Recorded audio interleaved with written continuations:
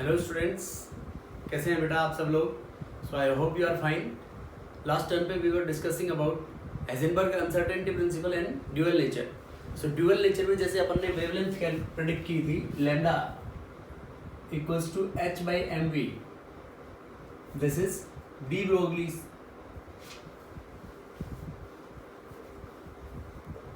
Equation.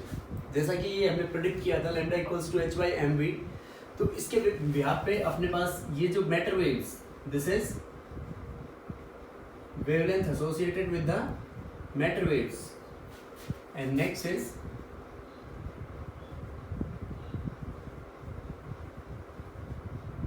electromagnetic waves.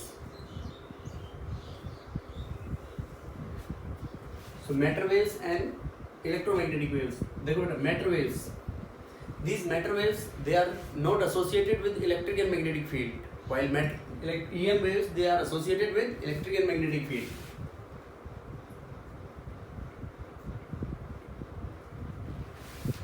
These are not associated with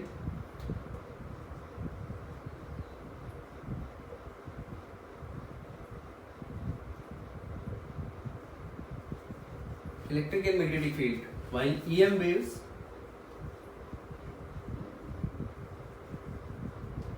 they are associated with electric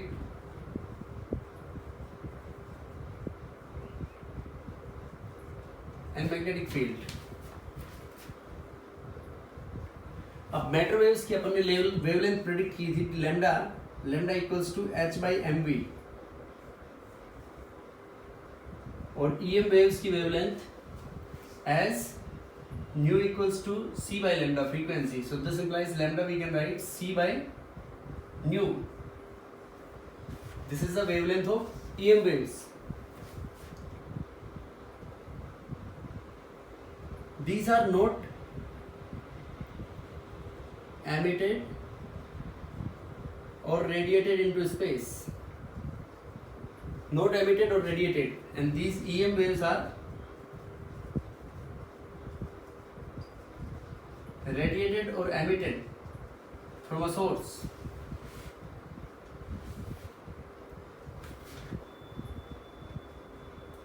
तो ये इसके बाद अपन EM waves के लिए बोल सकते हैं for the travel with the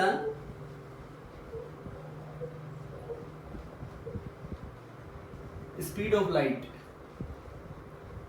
light की स्पीड से ट्रेवल करेंगी ईएम वेव्स, और जो मैटर वेव्स हैं they travel with the speed of light, EM waves, and matter waves they speed is less then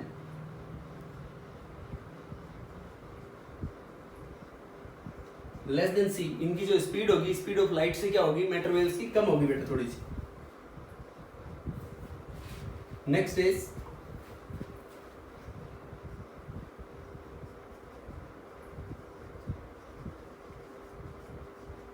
requires medium for propagation.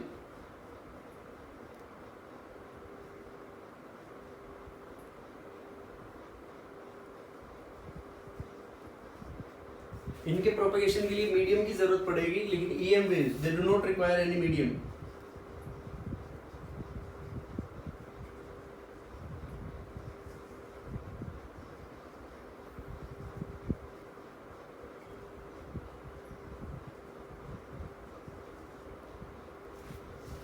They do not require any medium for propagation.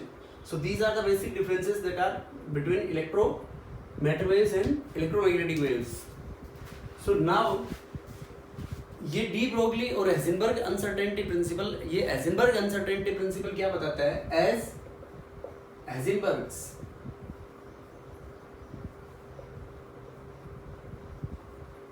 Predicts, हाइजेनबर्ग्स कहता है कि it is impossible to calculate simultaneously the exact position and momentum of a small moving particle such as electron.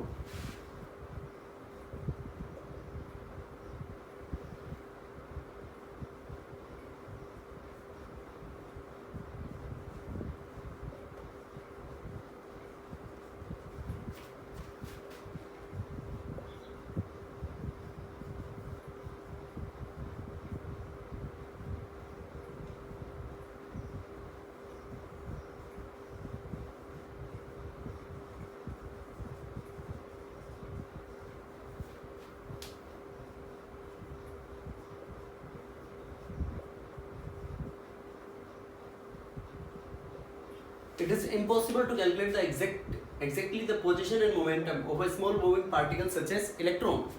तो Heisenberg का ये statement का आना, ये statement क्या आना ही क्या करता है, क्लासिकल जो वेव थ्योरी, क्लासिकल थ्योरी है,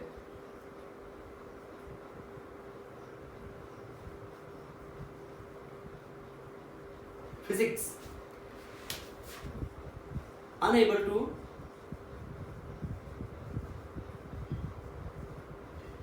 describe about इलेक्ट्रॉन, वो इलेक्ट्रॉन के बारे में डिस्क्राइब नहीं कर सकती सही तरीके से क्लासिकल थ्योरी ऑफ फिजिक्स। तो उसके लिए जो मेन अपने पास कंसेप्ट आएगा वो quantum mechanics. Quantum mechanics, quantum word is related to very small, ये बहुत स्मॉल पार्टिकल्स के लिए एप्लीकेबल है। So quantum mechanics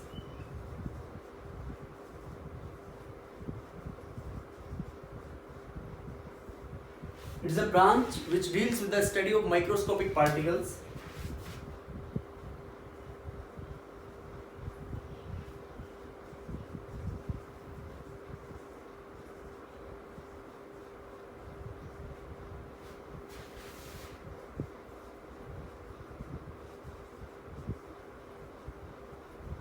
Such as electron, proton, neutrons, atoms और मॉलिक्यूल्स। तो इसके अंदर मेन अपन कंसीडर करेंगे इलेक्ट्रॉन्स के बारे में, जो इनके बारे में डिस्क्राइब करें उसको हम क्या बोलेंगे, क्वांटम मैकेनिक्स। माइक्रोस्कोपिक पार्टिकल्स, जो बहुत छोटे छोटे पार्टिकल्स के बारे में स्टडी करें। तो क्वांटम मैकेनिक्स की जो सेंट्रलाइज्ड इक्वेशन है, the central equation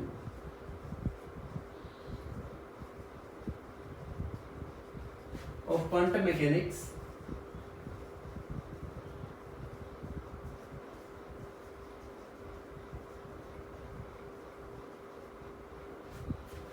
Schrödinger wave equation.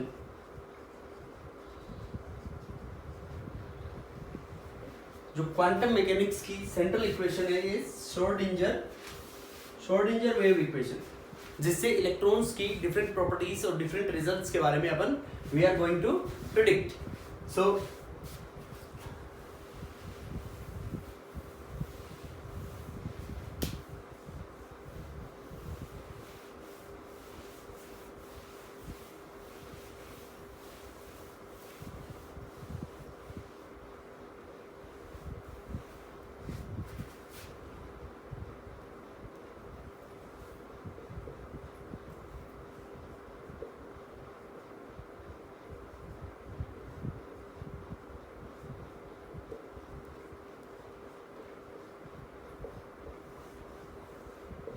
this is Schrodinger equation.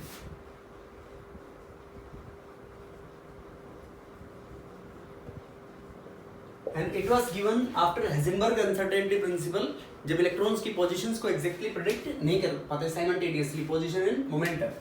So del, this is del और it is known as Laplacian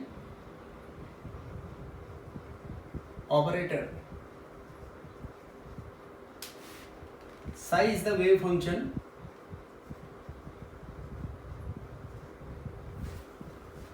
h is the Planck's constant,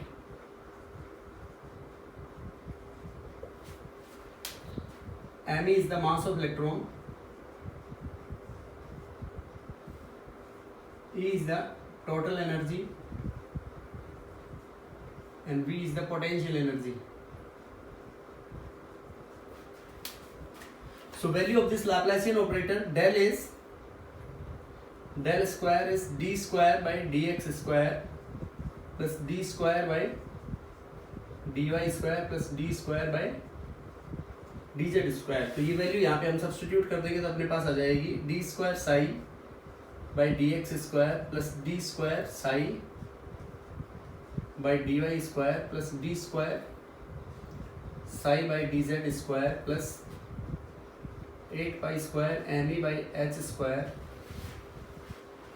into e minus v into psi बराबर 0। This is Schrödinger wave equation. अब ये जो Schrödinger wave equation है अपने पास, इसके जो solutions है, this is a double differential equation which gives us various results.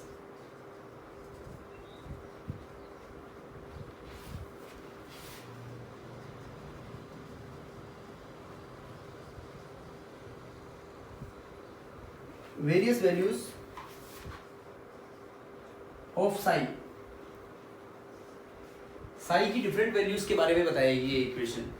सो जो साई की डिफरेंट वैल्यूज हैं उन वैल्यूज से रिलेटेड कुछ अपने पास कंसेप्ट है बेटा. जो डिफरेंट वैल्यूज ऑफ साई आएंगी तो साई की कुछ कैरेक्टरिस्टिक्स हैं. Sai it should be single valued. इसकी जो वैल्यूज आएंगी अपने पास साई की वैल्यूज इट कैन जो इसके सॉल्यूशंस हैं यहाँ पे solutions also contain some psi values may B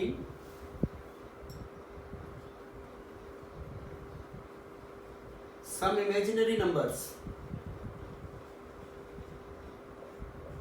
which are of no use. उनका कोई यूज नहीं है इमेजिनरी नंबर्स का.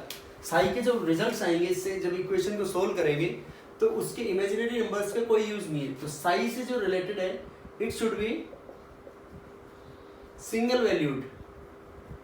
इसकी सिंगल वैल्यू होनी चाहिए and it should be finite and continuous.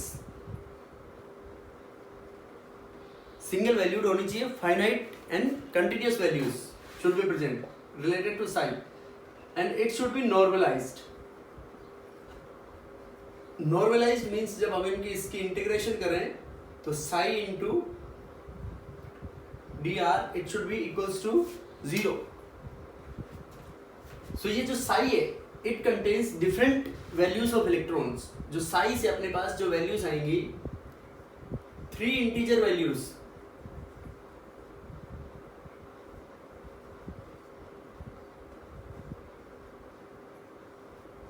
Quantum numbers. 3 integer values आएंगी अपने पास क्वांटम नंबर्स के लिए जिसको हम डिटेल में बाद में डिस्क्राइब करेंगे. जो 3 integer values quantum numbers describe the properties of electron.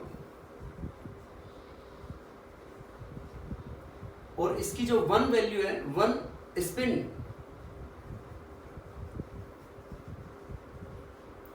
Quantum number it gives the spin off electron. ये इलेक्ट्रॉन की स्पिन के बारे में बताएगा कि इलेक्ट्रॉन जो अपने एक्सिस के अंदर जब वेव्स की फॉर्म में घूमता है तो वो स्पिन करता हुआ घूमता है. तो whether it is revolving clockwise और एंटी क्लॉकवाइज. तो ये जो डिफरेंट वैल्यूज आएंगी साई की जो वैल्यूज मतलब this is the store house of information about the electron. This stores the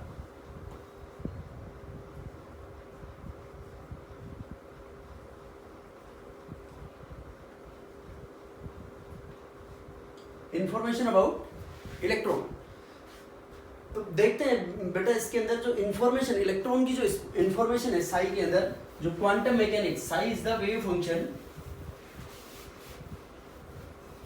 इससे पहले जैसे अपन ने जो लास्ट में कुछ चीजें डिस्कस की उनके बारे में देखेंगे कि वो अपने को ध्यान रहनी चाहिए कि जैसा अपन ने बोर के मॉडल में भी पढ़ा था the energy of electron in an atom is quantized. Quantized means उसकी डेफिनेट वैल्यूज होंगी.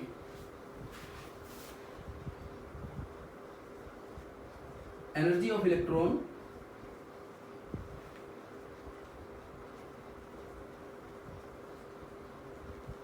in an atom is quantized.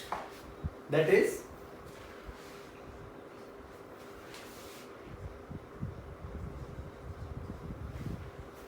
it have definite value. उसकी डेफिनेट स्पेसिफिक वैल्यू होगी. And the existence of these quantized energy levels. ये quantized energy levels हैं जो electrons के वही predict किस चीज को करते थे जैसा अपन ने डिस्कस किया था पहले भी कि उसके wave like character of electron.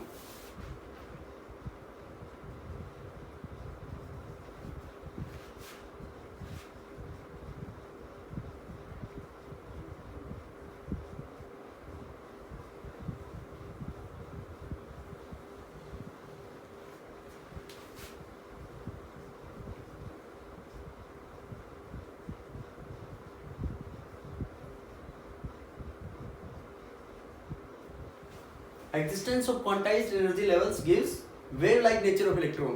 Electron के वेव लाइक नेचर के बारे में प्रेडिक्ट करेगा। नेक्स्ट इज,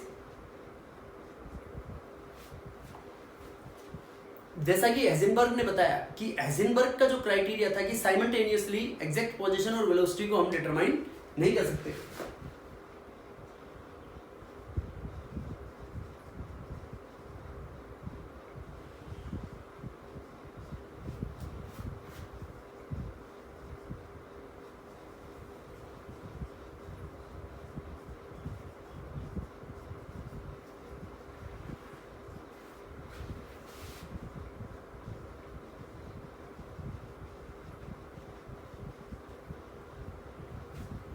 साइमल्टेनियसली उनको डिटरमाइन अपन नहीं कर सकते, तो उसके पास अपने पास जो क्वांटम का आइडिया आया कि डिफरेंट वेव फंक्शंस की फॉर्म में कैसे उसको अपन प्रेडिक्ट करेंगे।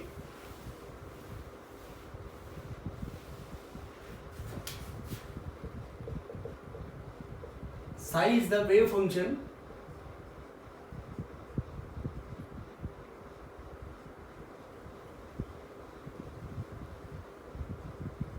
contain information of electron, और psi square it represent the orbital को अपन डिस्कस करेंगे। Orbital means probability of, it gives the probability of finding out electrons, electrons को निकालने की प्रोबेबिलिटी को रिप्रेजेंट करेगा साई स्क्वायर। अब ये जो साई स्क्वायर वेव फंक्शन है, साई को अपन नेट रिप्रेजेंट कर सकते हैं psi R dot psi theta and phi. तो this is radial wave function, psi R is the radial wave function and theta and phi are the, these are the angular wave functions. तो जो theta की value है जो very करेगी अपने पास इसमें,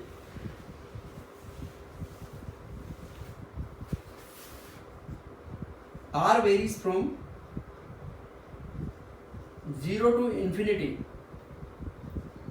theta varies from 0 to pi, phi varies from 0 to 2 pi। ये इनकी जो डिफरेंट वेरिएशंस होंगी इनको हम कार्टेशियन, इनके कार्टेशियन, पोलर कार्टेशियन कोऑर्डिनेट्स के बीच में प्लॉट करेंगे।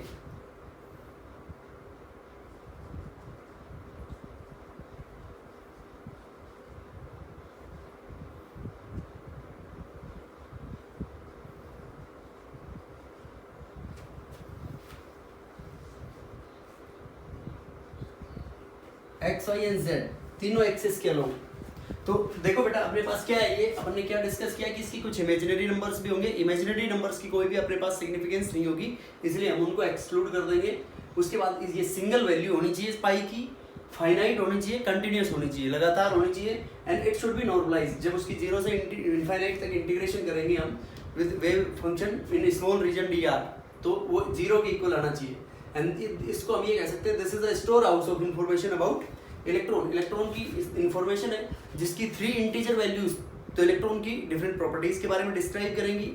3 integer values of quantum numbers, जैसे उनको डिस्कस करेंगे अपन, principal quantum number, magnetic quantum number, azimuthal quantum number.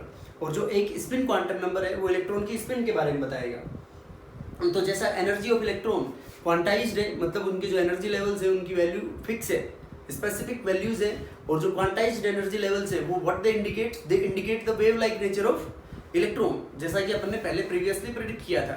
उसके बाद ये जो साइमल्टेनियसली जब हम डिटरमाइन नहीं कर सकते एग्जैक्ट पोजीशन और मोमेंटम ऑफ इलेक्ट्रॉन, तो उसके बाद अपने पास क्या आइडिया मिला हमारे को, क्वांटम का आइडिया मिला कि क्वांटम से how we will predict the properties of a electron in an atom. तो उसके बाद साई अपने पास वेव फंक्शन है विच कंटेन इलेक्ट्रॉन इंफॉर्मेशन, और साई स्क्वायर की value probability of finding out electrons, it's value is always positive.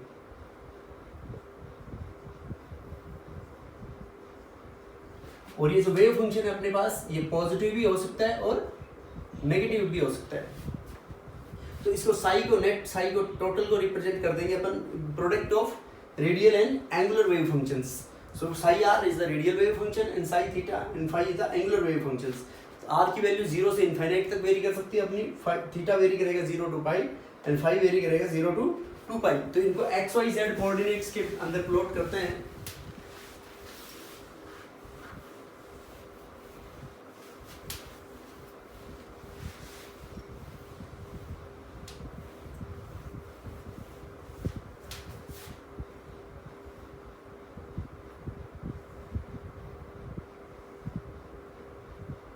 this is x,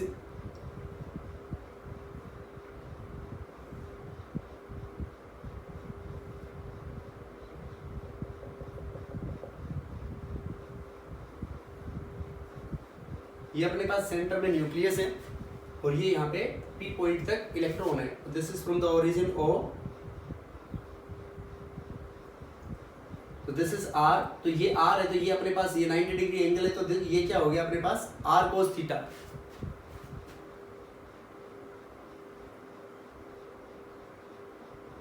this angle is 5.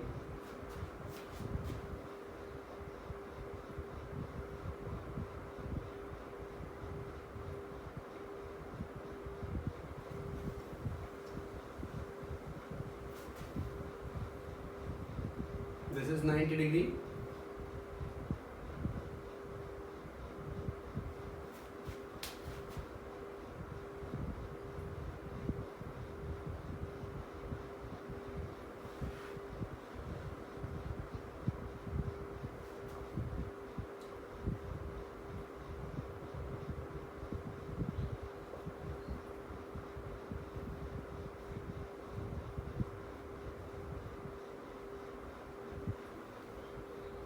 This x equals to r sin theta cos phi, and this y equals to r sin theta sin phi, and z equals to, यहाँ पे जो polar Cartesian coordinates में z किसके बराबर हो गया, z equals to r cos theta. जैसे यहाँ से अपन निकाल लेंगे इनमें ट्राइंगल में pvp अपॉन hhp के थ्रू, और यहाँ पे x की वैल्यू अपने पास आ गई r sine theta cos phi. Basic trigonometry use कर रहे हैं हम इसमें, और y अपने पास हो गया r sine theta sine phi. तो ये अपने पास these values are used to predict the different values of quantum numbers. तो अपने पास for solutions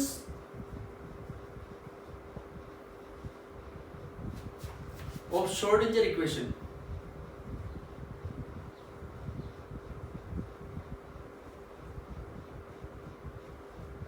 for hydrogen atom, hydrogen atom के लिए जो सॉल्यूशंस होंगे श्रोडिंगर इक्वेशन के, उनको हम बोलेंगे आइगन फंक्शंस. आइगन फंक्शंस और वैल्यूज. तो ये आइगन फंक्शंस और वैल्यूज हैं, ये अपने जैसे बोर्स मॉडल में हम यूज करते हैं ऑर्बिट्स वेयर इलेक्ट्रॉन्स की जो पोजीशन और मोमेंटम के बारे, इलेक्ट्रॉन की पोजीशन के बारे में बताते हैं.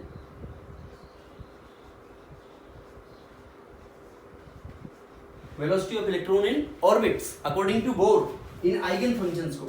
आइगन फंक्शंस को जो बोर मॉडल्स के अकॉर्डिंग क्या बोलेंगे हम, ऑर्बिट. और orbital is the 3-dimensional reason.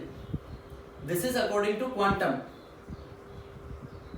Quantum के अकॉर्डिंग इलेक्ट्रॉन अपना कहां पे होगा, ऑर्बिटल के अंदर, और बोर के अकॉर्डिंग किस में होगा, ऑर्बिट के अंदर.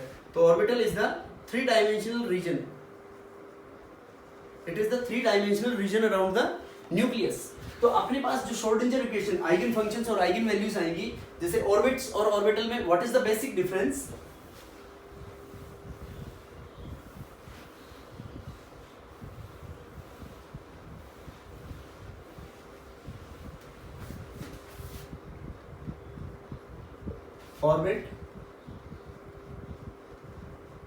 orbital.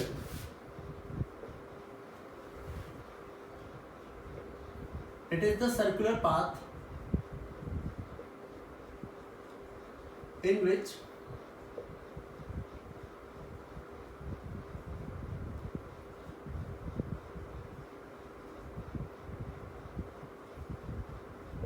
Electrons are revolving around the nucleus. और ऑर्बिटल जैसे हमने बोला, ऑर्बिटल क्या है अपने पास, it is a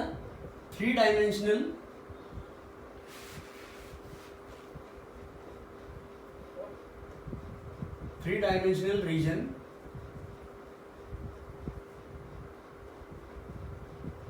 around the nucleus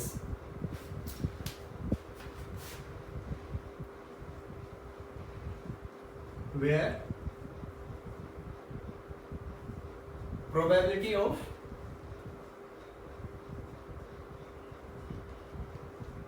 finding out electrons, जहां पे इलेक्ट्रॉन्स की मिलने की प्रोबेबिलिटी होगी. दीज आर सर्कुलर और डिस्क लाइक.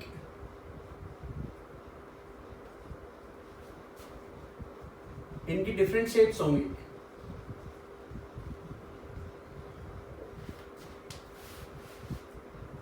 जैसे ये के एल एम एन शेल्स से रिप्रेजेंट करेंगे और इनको हम रिप्रेजेंट करेंगे S P D F. Maximum electrons कितने आ सकते हैं? 2n square in an orbit. और in an orbital maximum 2 electrons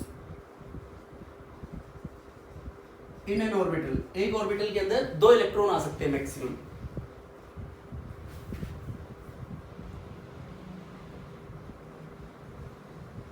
ये प्लैनर मोशन को रिप्रेजेंट करता है इलेक्ट्रॉन के प्लेनर मोशन में. सर्कल में जब इलेक्ट्रॉन्स घूमेगा तो प्लेन के अंदर, and this represents the angular और wave like motion of electron.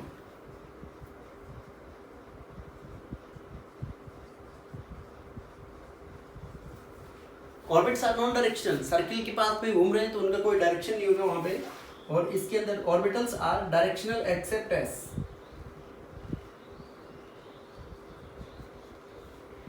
S के अलावा सारी डायरेक्शनल प्रॉपर्टीज होंगी इनकी ऑर्बिटल्स की. So these are the basic differences between orbit and orbital. अब देखो इनकी जो वेरिएशंस हैं ऑर्बिट और ऑर्बिटल की, probability of finding out electrons and wave functions.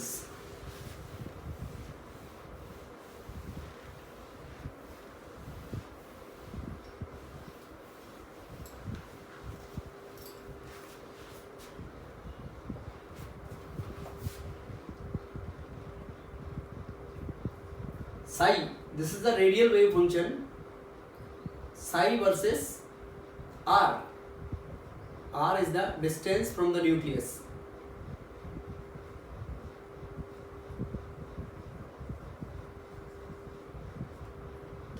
Nucleus, तो जैसे हम बता रहे हैं साई की इलेक्ट्रॉन के रिलेटेड कोई फिजिकल सिग्निफिकेंस नहीं है. However it predict the electron की बारे में इंफॉर्मेशन देगा, but Sai square gives the probability of finding out electrons around the nucleus. लेकिन इससे इलेक्ट्रॉन्स की मिलने की कोई प्रोबेबिलिटी को ये प्रेडिक्ट नहीं करता वेव फंक्शन. तो जैसे अपन प्लॉट करते हैं graph Sai wave function versus distance r. तो देखो जब r बढ़ रहा है तो वेव फंक्शन की वैल्यू यहाँ पे डिक्रीज हो रही है. This is for simple 1s orbital. Sai versus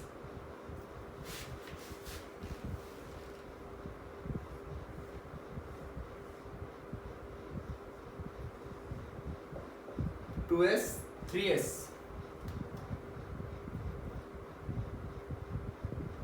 देखो 2s ऑर्बिटल्स के लिए ये वैल्यू अपने पास यहाँ पे ये पॉजिटिव है वेव फंक्शन. 1s के अंदर एक ही वेव फंक्शन को शो कर रहा है ये पॉजिटिव. वो 2s ऑर्बिटल्स के अंदर यहाँ पे पॉजिटिव है. फिर क्या हो गया नेगेटिव. जैसे कि हमने पहले लिखा था कि इसकी पॉजिटिव और नेगेटिव वैल्यूज दोनों हो सकती है. ये वेव फंक्शन को रिप्रेजेंट कर रहा है, positive wave function, and this is negative wave function for 2s orbitals. 3s orbitals के लिए ऐसे 3 रीजन आ जाएंगे इसमें. This is positive, negative, and positive wave functions. So these are different wave functions we are plotting for 1s, 2s, and 3s orbitals. Now psi square is the probability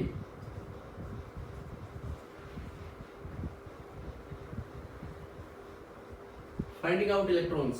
तो psi square versus r, इसको radial probability भी बोलेंगे अपन. तो psi square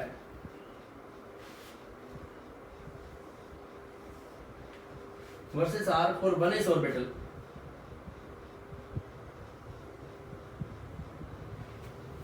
देखो यहां से probability of finding out electron, distance increase हो रहा है तो क्या होगी इस पॉइंट के ऊपर ऑलमोस्ट यहां पे probability of electrons is equal to 0.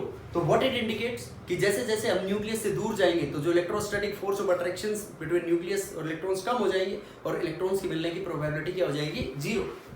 Probability of electrons 0 because with increase in distance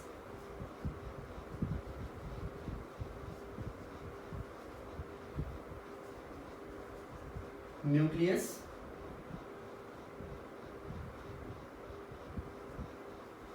electrostatic force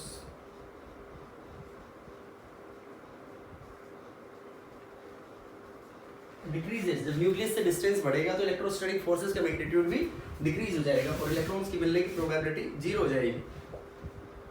अब psi square versus r for 2s orbital.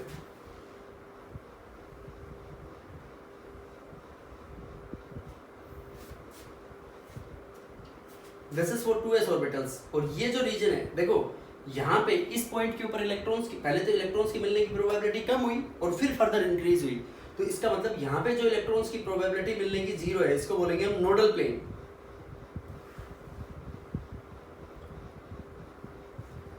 जहां पे electrons probability equals to zero, तो इसमें कितने नोडल प्लेन आ रहे हैं अपने पास? This is for 2s orbitals, तो one nodal plane. Now let us see for 3s orbitals.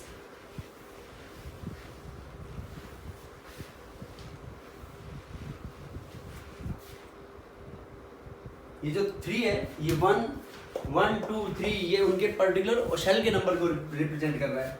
और s जो ऑर्बिटल्स होंगे, s ऑर्बिटल्स जैसे हैं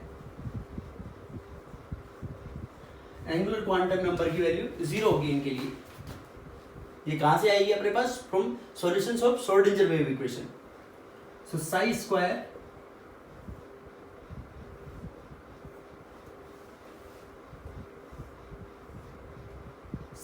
versus r for 3s orbitals।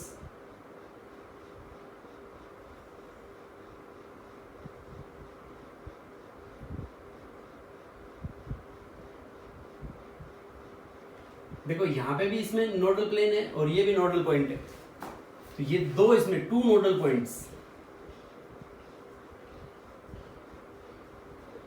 इन दो नोडल पॉइंट्स को अपन ऐसे शो कर सकते हैं प्लेन के अंदर। ये अपने पास न्यूक्लियस है,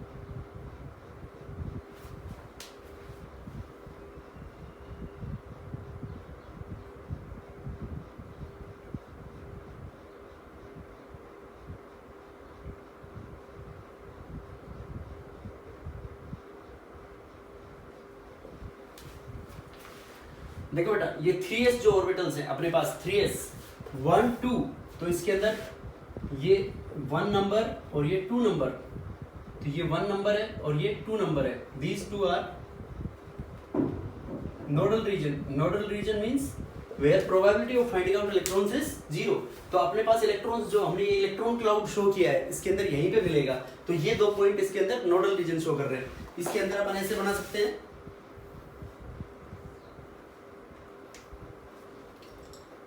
ये सेंटर में न्यूक्लियस हो गया अपने पास,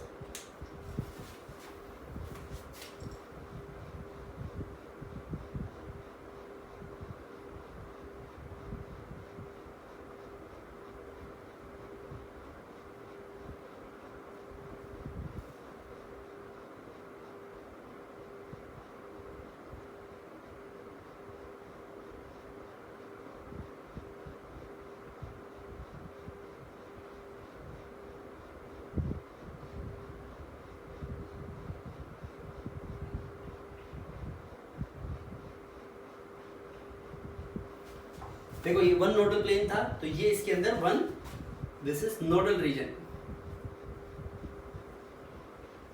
यहां पे बिल्कुल जीरो हो गई थी, कोई नोडल रीजन नहीं था, तो इसके लिए अपन सीधा ऐसे शो कर सकते हैं,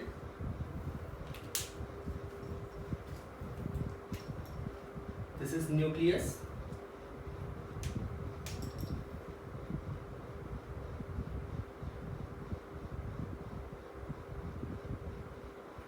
ये इसमें इलेक्ट्रॉन क्लाउड बना दिया अपन ने। तो देखो यहाँ पे अपने पास psi square is the probability of finding out electrons, तो 1s ऑर्बिटल्स के अंदर बिल्कुल जीरो होगी electrostatic force of attraction, 2s orbitals में पहले जीरो हुई फिर इंक्रीज होगी। इसका मतलब जो ये बीच में एक प्लेन आएगा ये किसको रिप्रेजेंट करेगा, नोडल प्लेन को, और नोडल प्लेन का मतलब नोडल पॉइंट्स के अंदर क्या होता है, जहाँ पे probability of finding out electrons is zero, nodal point means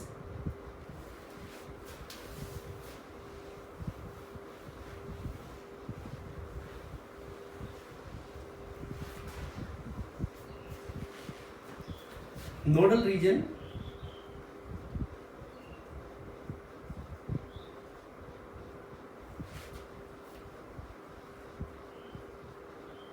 in which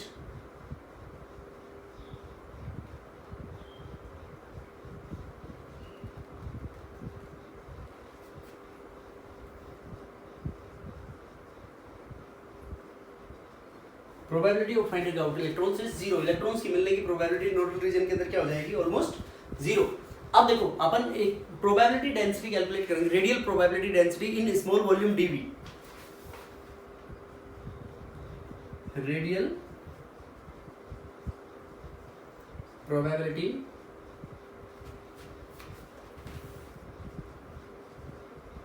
in small volume DV.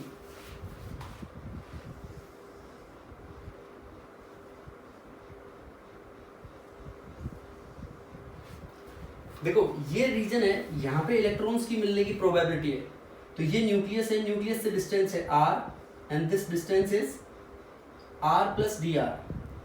तो जो इलेक्ट्रॉन्स की मिलने की प्रोबेबिलिटी होगी वो इसी के रीजन के अंदर होगी, यहीं पे इधर this region, region of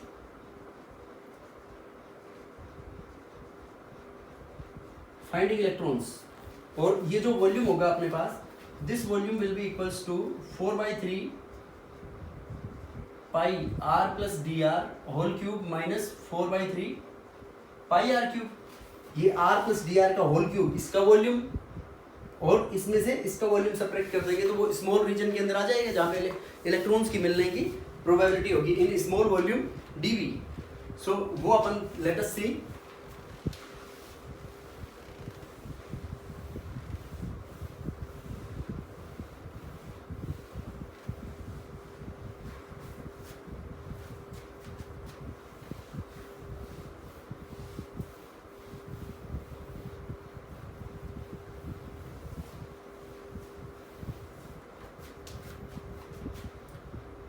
this v equals to 4/3 pi, और इस फॉर्मूले को अपन लिख सकते हैं r cube plus D are cube plus 3 r square into D R plus 3 r into D R square minus 4/3 pi are cube. a plus b का whole cube expand कर दिया अपन ने इसको, so 4/3 pi are cube plus 4/3 pi d are cube plus 4/3 into 3 r square into D r 4 pi plus 4/3 into 3 r d are square minus 4/3 pi are cube. तो ये minus 4/3 pi are cube plus 4/3 pi are cube से cancel हो जाएगा। अब देखो as d r is small, d r एक बहुत छोटा रीजन है जहाँ पे इलेक्ट्रॉन्स की मिलने की प्रोबेबिलिटी अपन ने कंसिडर की है, तो डी आर स्मॉल है तो डी आर का whole cube D are square, इन दोनों टर्म्स को क्या मान सकते हैं, these two terms can be neglected. तो इनको नेग्लेक्ट करते हैं तो वो वॉल्यूम अपने पास आ गया,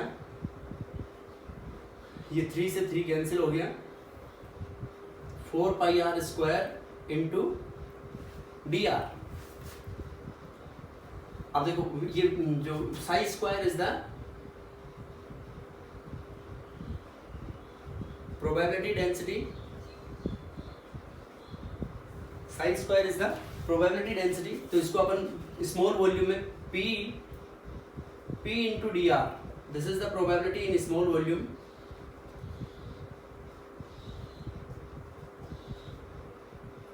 प्रोबेबिलिटी इन डी आर, जो डी आर के अंदर इलेक्ट्रॉन्स की मिलने की probability equals to 4 pi are square D R into psi square. So D R से डी आर कैंसिल हो जाएगा, तो ये प्रोबेबिलिटी अपनी कितनी आ गई 4 pi are square into psi square.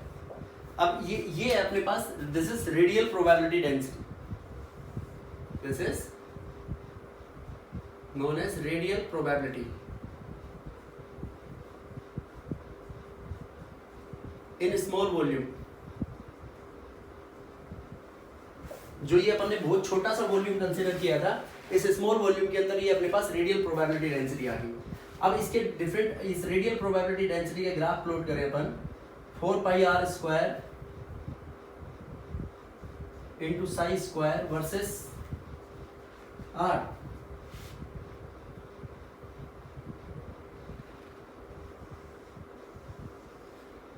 This is for 1s orbital, और ये रीजन रेडियस फिक्स होगा इसके अंदर, this will be equal to 0.529 angstrom. जो फर्स्ट शेल के अंदर अपना आता है, तो फर्स्ट शेल के अंदर ये रेडियल प्रोबेबिलिटी डेंसिटी 0.529 एंगस्ट्रॉम के ऊपर मैक्सिमम होगी। This is for 1s orbitals.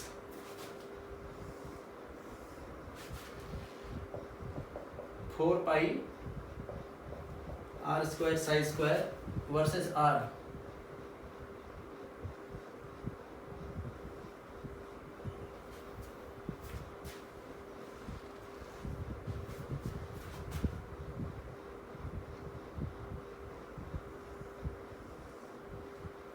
This is for 2s orbitals. This is at nearby 0.40 angstrom, and this is a probability near 2.75 angstrom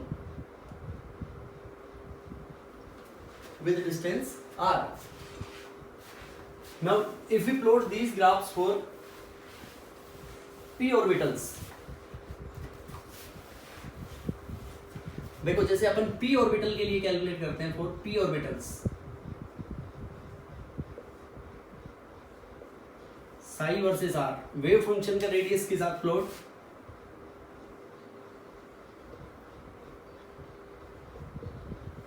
Sai square versus r. ये थोड़ा सा region कम हो गया इसके अंदर, this is the region where probability of finding out electrons is maximum for p orbitals.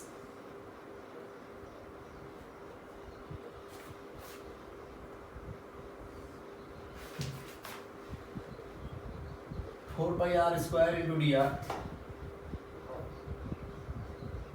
This is a probability in small volume for p orbitals.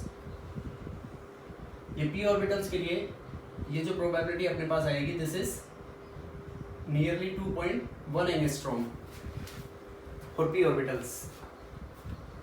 These are the different graphs which shows the probability. एक तो psi wave function versus radius, psi square probability of finding out electrons versus radius, and this is the probability in a small volume 4 pi square psi square. This is the radial probability density in a small region, very small region, जो electrons के अंदर अपन इसको expand करके इस तरीके से calculate की. So these are the different graphs that we are obtaining in case of different one nodal planes as well as अब nodal region calculate करने के लिए this nodal planes in case of s as well as p orbitals. Now radial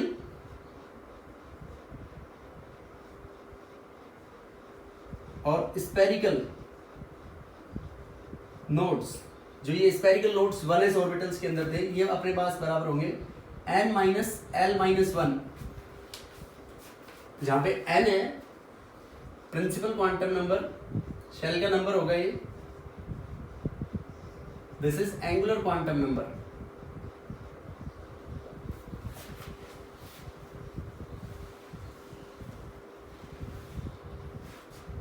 अब ये p orbitals के अंदर angular quantum number for p orbitals के लिए that we are going to discuss in the quantum numbers. तो इसके व्याप पे हम वी कैन से प्लेनर और angular nodes will be equal to l। तो टोटल नोड्स